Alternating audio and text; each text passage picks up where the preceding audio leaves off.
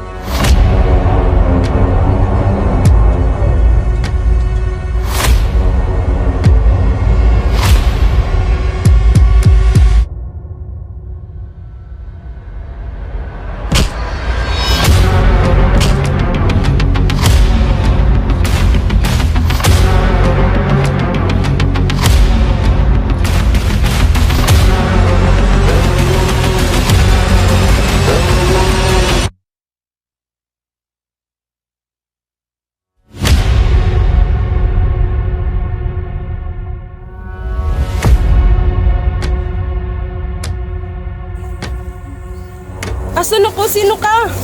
Huwag po!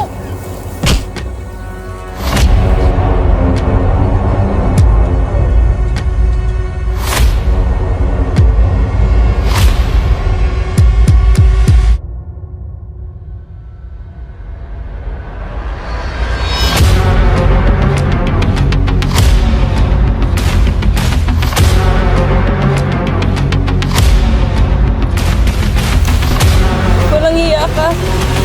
Isusumbong kita sa mga pulis. Isusumbong pala ah.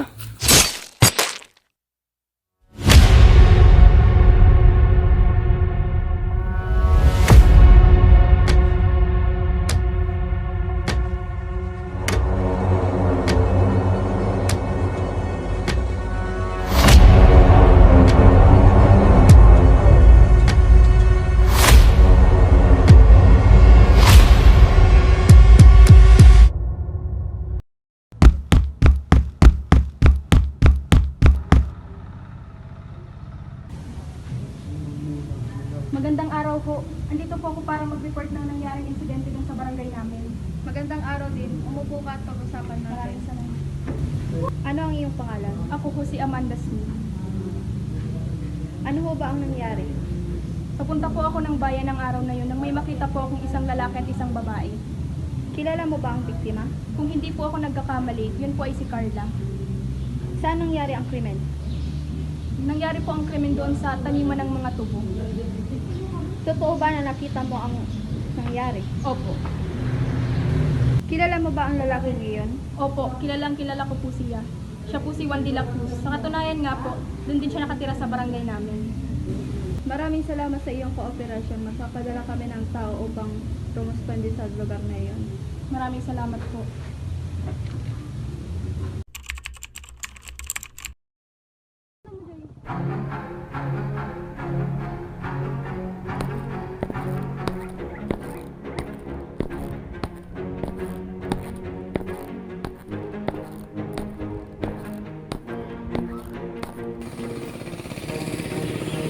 Magandang hapon po. Magandang hapon. Ikaw po ba si Juan de la Cruz? Opo, bakit po? Maaari po ba namin kayong imbitahan sa... Para saan naman po? mga katanungan lang po kami sa tungkol kay Carla de Magiba. Sir, wala po akong alam dyan. Wala akong kasalanan. Huwag kang mag-alala. Hindi na namin ikukulong. Sasagutin mo lang ang lahat ng mga katanungan namin. Kalma ka lang, sir. Kung wala kang ginawa, walang masamang mangyayari sa'yo. May mga karapatan ka naman, sir. Karapatan mong manahimik. Ano man ang iyong sabihin ay maaaring gamitin sa korte sa Pilipinas. Ikaw ay may karapatang kumuha ng isang abogado na magtatanggol sa iyo. Kung ikaw ay walang kakayaan, ang gobyerno ang maglalaan para sa iyo. Naiintindihan mo ba ang karapatan na ito? Opo. Sige po, sasama po ako.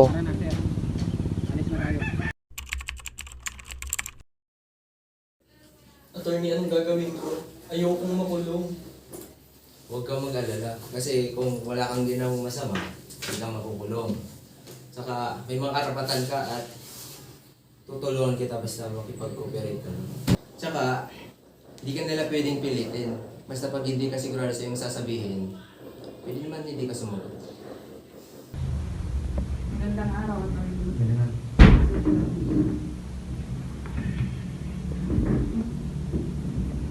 Ako nga pala si Police Officer Alex Cruz. Ako naman si Police Officer Dominador Mileon. Inimbitahan ka namin dito upang magkaroon ng ilang katanungan patungkol sa naganap na krimen. Bago natin umpisahan, ipaalala ko lang Mr. De La Cruz, meron kong karapatan ng hindi magsalita. Ano mang iyong sabihin ay maaari gamitin laban sa iyo sa anumang hukuman sa Pilipinas. Meron kang karapatan ng kumuha ng sarili mong abogado. Naintindihan mo ba ang karapatan mo? Opo. Huwag kang mag-alala. Kung wala kang kasalanan, wala sa iyong mangyayaring masama. Makauwi ka ng maaga at malilinis mo ang pangalan mo. Pag-ibasa ng maigi at pag-ipirmahan. Para saan po ito? Diyan namin isusulat ang lahat ng iyong sasabihin. At yan ang magpapatunay na lahat ng iyong sasabihin sa intervention na ito ay ang katotohanan at hindi labag sa iyong kalooban.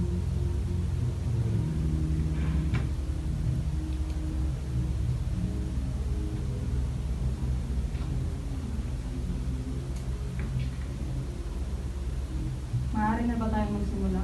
Opo. Kilala mo ba si Carla Di Maguila? Opo, kilala ko po. Siguro naman alam mo kung lumaluman ng sinapit niya. Alam mo bang labis ang hinagpis ng pamilya Di Magiba dahil sa sinapit ni Carla? Hindi nila ito matanggap dahil napakabait ng batang ito. Kaya ngayon, hiling ng pamilya Di Magiba ang justisya para kay Carla. Nasaan ka nang naganap ng krimen? Disyembre 5, nakasalukuyan, bandang alas 3 ng hapon. Nasa tambayan po ako niyan. Kasama ko po ang kaibigan ko. Katunayan, naglilibang po kami niyan. Kaya ko po yung patunayan. Tanungin niyo lang ang kaibigan ko.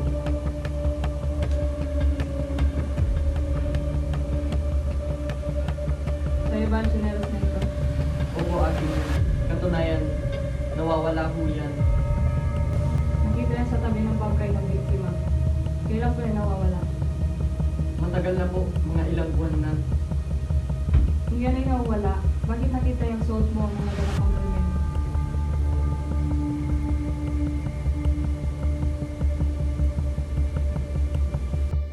Alam mo, Mr. De La Cruz, magipagtulungan ka na lang.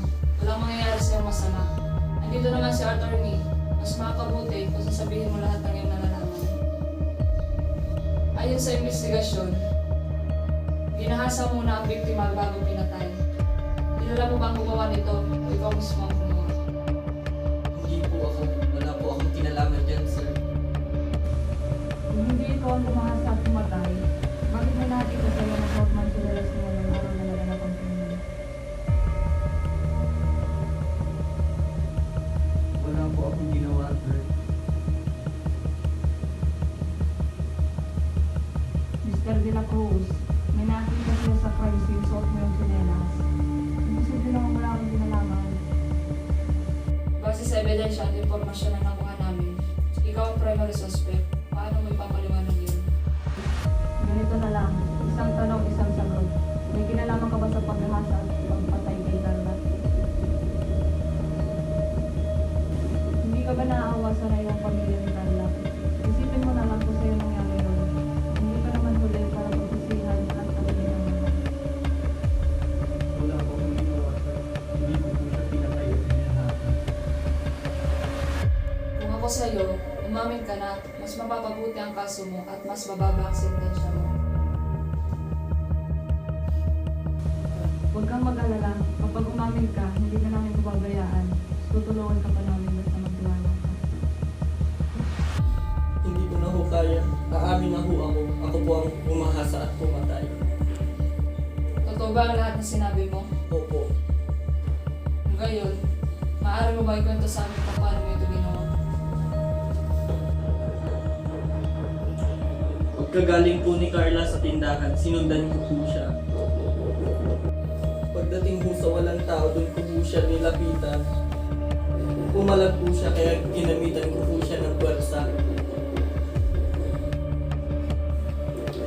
At nasuntok ko ho. Pagkatapos nawala na ho siya ng malay, doon ko na ho siya dinala sa liblib na lugar. Doon ko na ho siya ginahasa, pero wala po sana akong intensyon na patayin siya.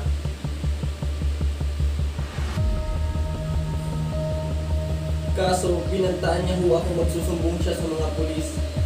Kaya ho nadala ako at saka ko po siya nasaksak. Isusumbong pala ah.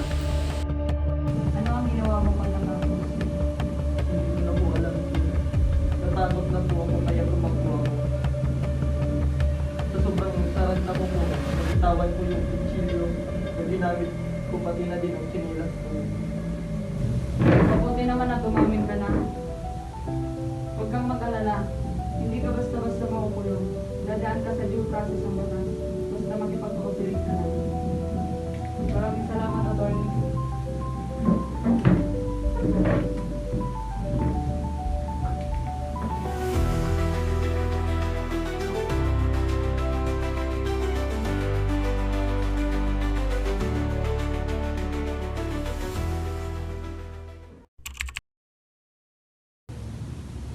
This Honorable Court is now in session for the criminal case CN-2024. People of the Philippines versus Juan de la Cruz. By authority of the Republic of the Philippines, this court opens for the trial of this case. The Honorable Joselito Villegas presides over this case. The parties present in court are Juan de la Cruz as the accused and the family of the victim, Carla Di Magiba, as the complainant. Their respective counsel are present to argue their cases. The case of the people of the Philippines versus Juan de la Cruz, CN-2024, is now called. The accused, Juan de la Cruz, was found guilty beyond reasonable doubt.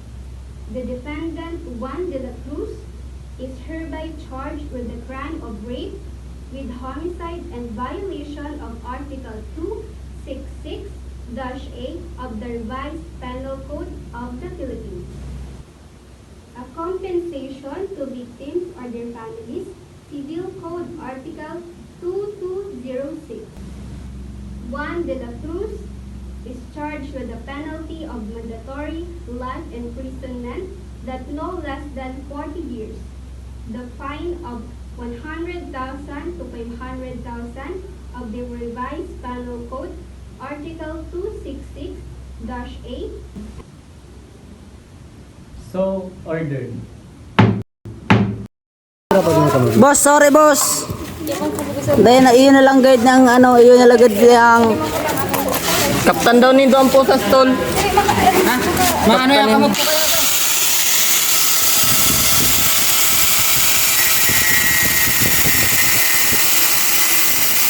Buksan mo lang ang mata at ika'y mamamanga. See them pretty ladies in the club tonight. Pati ka pa kasi maganda, yeah right. Itapon mo ang nakaraan, bye-bye.